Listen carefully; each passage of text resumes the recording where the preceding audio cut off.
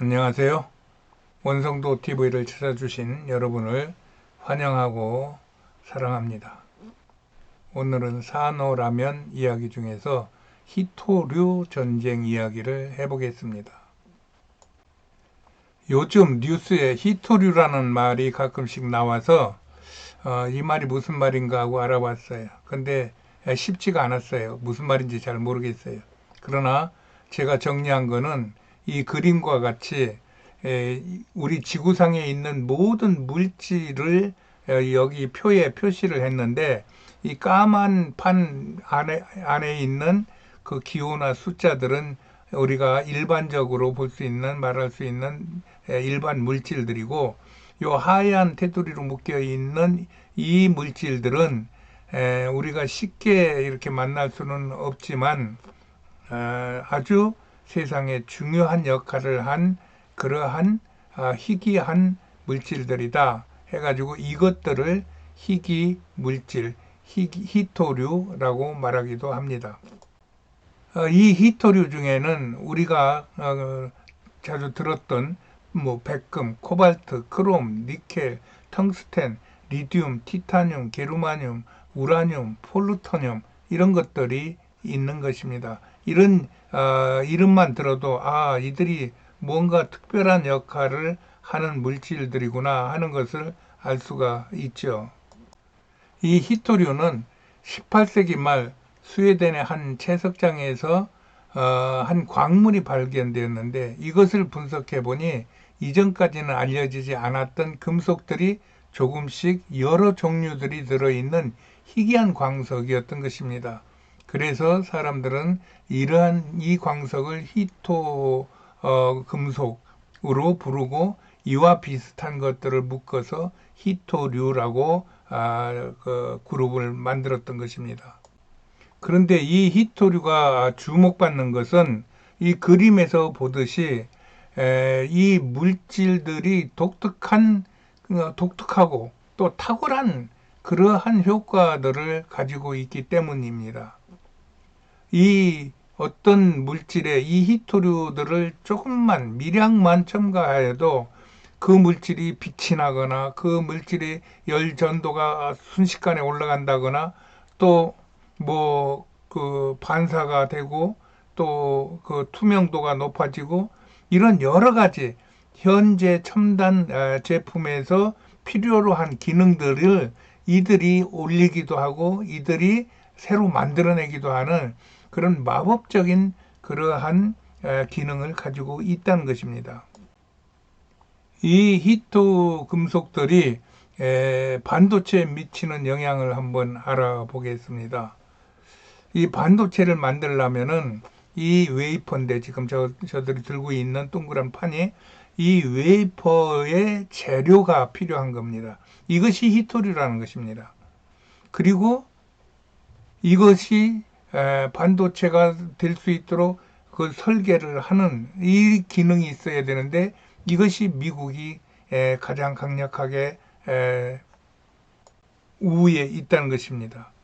그리고 이 반도체 회로를 구성하는 결정적인 그런 그 광빛으로 그 회로를 만들어내게 하는 노광 기술이라는 것을 활용한 노광 그 설비들을 덴마크에서만이 또 만들어낼 수가 네덜란드에서만 또 만들어낼 수가 있는 그런 구조라는 것이고 또 이것들을 종합하여 제품으로 생산할 수 있는 나라가 지금까지는 한국하고 대만이라는 것입니다. 이렇게 저 손에 든 조그만 한 동그란 판을 하나를 만들어내기 위해서도 이 히토류로부터 각종 설계와 기술과 제조와 이런 모든 것들이 각자의 나라에서만이 가지고 있는 독특한 노하우와 또한 그러한 위치 때문에 다른 나라들이 섣불리 이걸 간섭하기가 어렵다는 것입니다. 그래서 미국이 큰 소리는 앞에서는 다치지만 뒤에서는 마음을 졸이면서 달래고 있는 것 같은 그런 느낌을 많이 받습니다. 그래서 이왕 알아본 김에 저 웨이퍼 한 장당 가격을 알아봤어요. 그랬더니 복잡해요. 그래가지고 이렇게 한마디로 말을 할 수는 없어요. 그러나 가장 일반적으로 이렇게 보면은 저 30cm 정도 되는 웨이퍼 하나에 한 500만 원 정도 하는 거로 보여집니다. 이렇게 히토류들은 뭐 스마트폰, 광학기구, 방산무기, 반도체, 배터리 등의 각종 첨단 과학 기기들의 성능과 기능을 업그레이드 시키는 핵심 구성 물질입니다. 그러므로 세계가 이들을 확보하기 위하여 많은 국가들이 이 반도체 산업에 뛰어들고 싶어도 앞에서 설명한 투자성과 경제성과 환경오염 등의 문제 때문에 쉽게 손을 못 대고 있는 것 같습니다.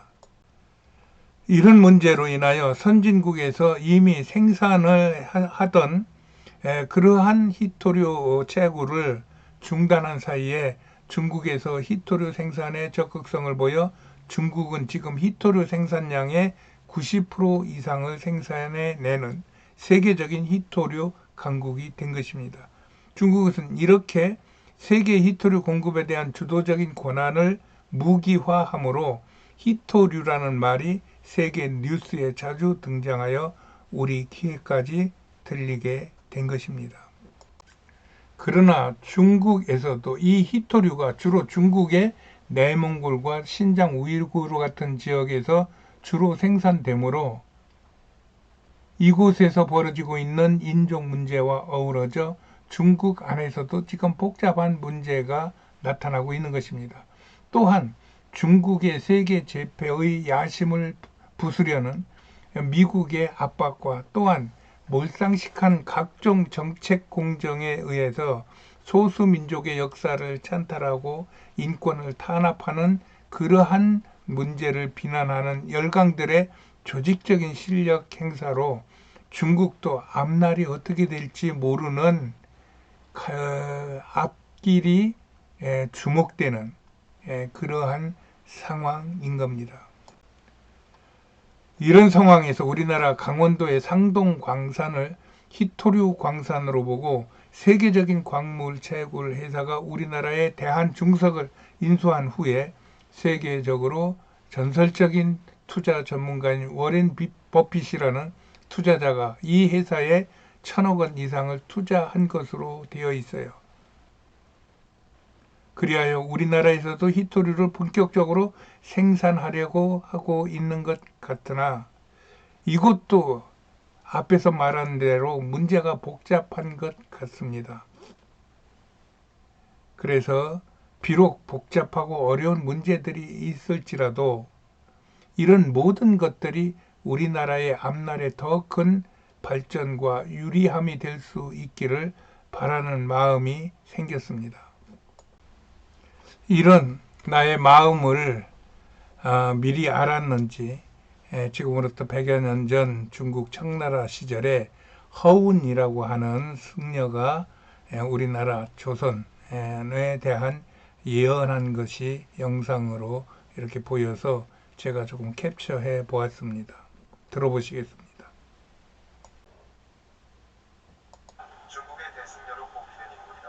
그 예언은 다음과 같다. 조선인들은 자고로 세계에서 가장 똑똑하고 뛰어난 두뇌를 가졌으며 선한 마음과 예의를 가진 민족이다. 그러나 나라의 운이 다하여 세계에서 가장 가난한 나라로 전락하였다. 하늘과 땅에는 주기가 있는데 조선도 이 주기를 따라 그리 흘러왔다. 그러나 조선은 우주의 섭리에 따라 하늘의 문이 다시 트인 것이다.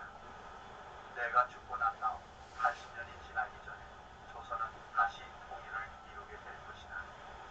이는 중국의 통일이 이루어진 후가 될 것이며 그것은 호랑이에 의해 일어날 것이다. 이때 조선은 원래의 기운을 되찾게 되며 세계에서 가장 부유한 국가로 성장하게 된다. 여러 나라의 다양한 민족들이 몰려들게 되며 조선인들이 그들을 이끌게 된다. 조선은 이타적인 영혼으로 가득 차게 되며 그들은 다시 선한 세상을 만들 것이다. 비록 그가 쓰는 용어나 문장 구성은 좀 달라도 그는 조선이 세상에 나누는 선한 마음, 또 호랑이, 또 우주의 섭리, 원래의 기운, 또 세계를 이끌 나라, 이런 것들은 제가 그동안에 누누이 언급했던 그러한 단어나 그러한 문맥과 같다고 저는 보아서 이 영상을 보면서 마음이 아주 흡족했었습니다. 또한 세상을 바라보며 미래를 예측하는 그런 세계적인 대학자들도 이와 비슷한 예언들을 여기저기에서 하는 것을 보며 세상은 그렇게 흐르고 있고 하나님의 주권은 그렇게 역사하고 있다고 저는 분명히 믿고 대한민국에 감사를 하고 대한민국 국민으로서 하나님께 감사하고 또 국가에 감사를 하는 것입니다. 대한민국 파이팅입니다.